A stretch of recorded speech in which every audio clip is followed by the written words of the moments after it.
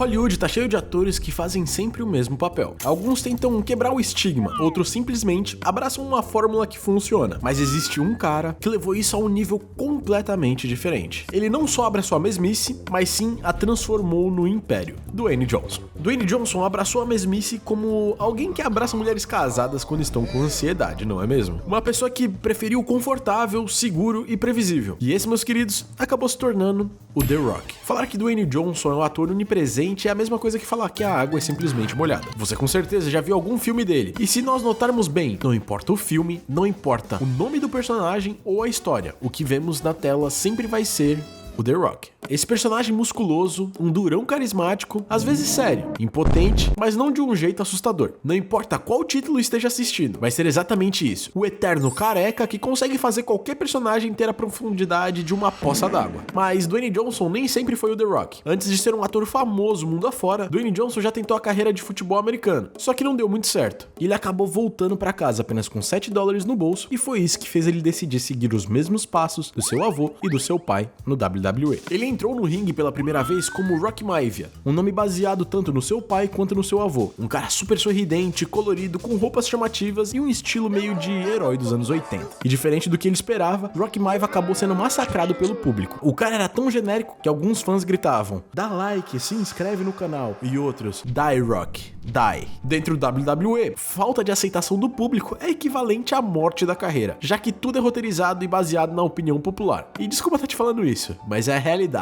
Tudo aquilo dali é uma grande encenação. Logo por isso, Dwayne foi quase obrigado a se afastar do WWE com o rabo entre as pernas, para voltar novamente, muito tempo depois, com uma nova personalidade. Ela era totalmente diferente da persona anterior, quase o seu oposto. Agora usava roupas pretas, coladas, havia cortado o cabelo mais curto, eliminando o topete, e colocou um óculos escuro no rosto. Eu sei que você deve estar pensando, alguma coisa aí é muito familiar. Se Rock Maivia era um herói, esse novo personagem ele era um vilão. Ele insultava o público, tinha carisma, time cômico, e o próprio nome dele já vinha com artigo. Não era Rock, e sim o The Rock.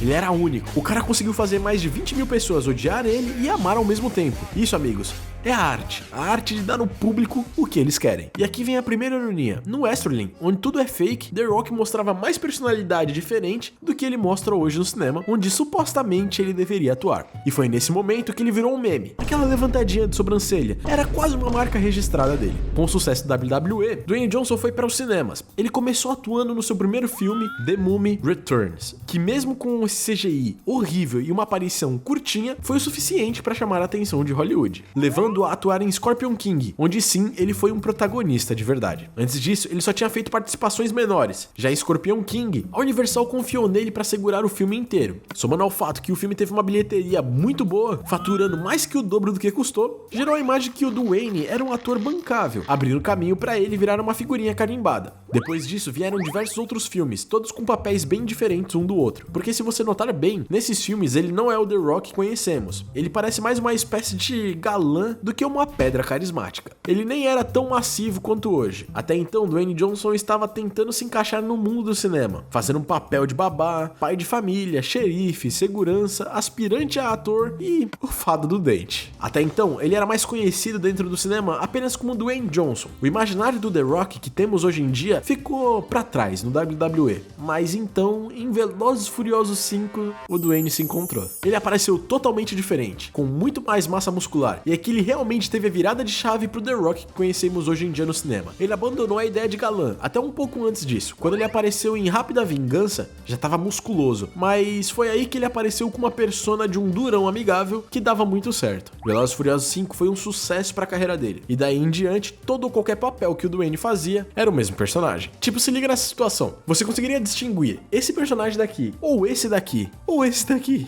ou esse. Se você não tá entendendo, um personagem foi de Jumanji, outro de Rampage, um de Skykeeper e o outro de Falha no San Andreas. Pois é, todos eles são simplesmente o The Rock. Enquanto isso, se a gente pegasse o Christian Bale e colocasse em 4 papéis um do lado do outro, como esse daqui, esse, ou esse daqui que é super reconhecível, ou até mesmo esse, a gente consegue ver claramente a diferença dos papéis do ator, já que na primeira imagem ele tá em Psicopata Americano, A segunda ele tá em Operário, onde ficou irreconhecível. Logo na terceira ele voltou a ficar grande em The Batman. E depois ele fez o Vice, onde ele teve que engordar mais de 80 quilos. E eu não vou falar que fazer sempre a mesma coisa nos cinemas é algo ruim. Afinal, sempre que tiver aquele papel que você faz, provavelmente irão te escolher. Porém, o problema nisso é criar uma estigma de monotonia. É enjoativo, às vezes até quebra a imersão do filme que você tá assistindo. E eu mesmo não consigo ver um filme do The Rock sem pensar que ele tá fazendo simplesmente ele mesmo. E existem diversos atores que, mesmo fazendo o mesmo papel, em todos os filmes, eles conseguem quebrar esse estigma uma vez ou outra. Adam Sandler sempre fez o mesmo personagem, aquele cara meio desajeitado, bonzinho e engraçado, com uma base de um humor meio pastelão. Mas em 2019 aconteceu Joias Brutas, onde ele interpreta um joalheiro carismático, porém viciado em apostas, morando em Nova York. Nesse filme, o humor que sempre está presente nos outros filmes do Adam Sandler também está presente nesse. Mas aqui ele é incômodo, nervoso, bem diferente do pastelão. Outro exemplo é o Jim Carrey, que nos anos 90 e 2000 ficou marcado com uma espécie de rei da comédia escrachada. Mas em 98 ele fez o Show de Truman, que veio logo depois de uma série de papéis de brincalhões, para um filme cheio de controle dramático, sutileza e uma alta capacidade de emocionar o público. Ou até mesmo em O Brilho Eterno de Uma Mente Sem Lembranças, onde o Jim Carrey explorou ainda mais o lado sombrio e complexo da sua atuação. Em ambos os exemplos que eu dei, o público adoraram ver novas facetas dos atores, que tanto viam no cinema, mas que agora parecia ser uma pessoa totalmente diferente. E isso é a verdadeira atuação. E você deve pensar,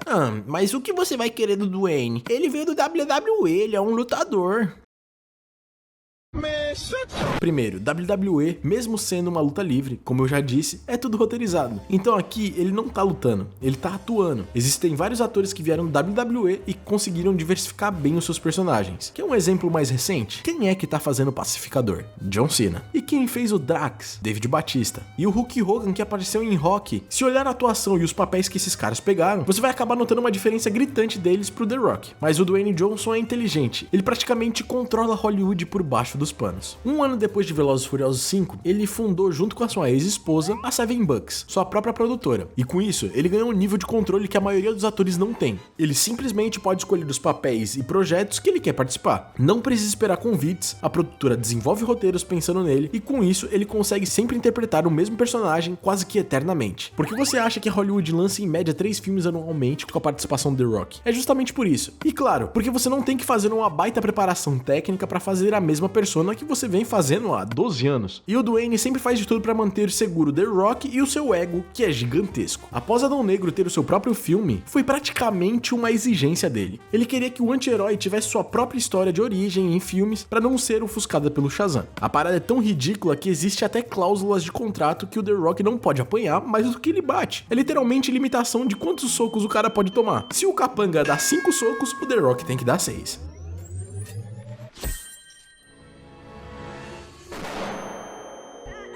E olha, é meio decepcionante o caminho que o Dwayne Johnson estava levando com essas produções medianas. Mas pode ser que exista um fiozinho de esperança, que pode mudar a sua carreira completamente. Esse fio de esperança é o The Smashing Machine. Esse filme será um drama biográfico esportivo com enfoque intenso na trajetória do ex-lutador de MMA, Mark Kerr. E temos nada mais, nada menos do que o The Rock como Mark. E cara, é surreal. Vendo o trailer, depois de muito tempo, você finalmente consegue ver a atuação do Dwayne Johnson em que você não enxerga o The Rock. O Johnson aparece quase irreconhecível. E eu não tô falando das próteses que colocaram e nem do cabelo que ele deixou crescer. Eu tô falando simplesmente da atuação em si. E esse filme é uma coprodução da A24. E não é por nada, mas essa produtora também só tem filme bom. O próprio Joias Brutas vem daqui. É tipo aquela produtora underground que tem um toque estranho e ela sempre foge do padrão. Adora misturar gêneros e eu diria que até poético. E agora, depois de tantos anos preso no The Rock, Dwayne finalmente poderá quebrar esse estigma como todos os outros atores fizeram. Mas como eu disse, é só um fio de esperança, que pode ser quebrado muito facilmente, porque uma coisa é certa, The Rock descobriu uma fórmula de sucesso fácil, e largar isso, bem, isso é mais difícil do que qualquer luta que ele já enfrentou no ringue. A questão é, será que o Dwayne Johnson ainda existe debaixo de toda essa pedra do The Rock? Ou ele se tornou tão confortável, sendo um personagem que quase monótono? Hollywood está cheia de atores que sempre fazem o mesmo papel, a diferença é que poucos conseguem assumir isso com tanto orgulho quanto The Rock. Agora, se você quiser entender como um streamer streaming como a Netflix não consegue finalizar suas séries por simplesmente incompetência, parecendo mais uma pedra, eu diria pra você ver esse vídeo aqui. Agora, se você quiser entender como a internet e o humor dela foi configurado por um simples programa que passava de noite na Cartoon, eu te falo pra assistir esse vídeo aqui. Porque até então,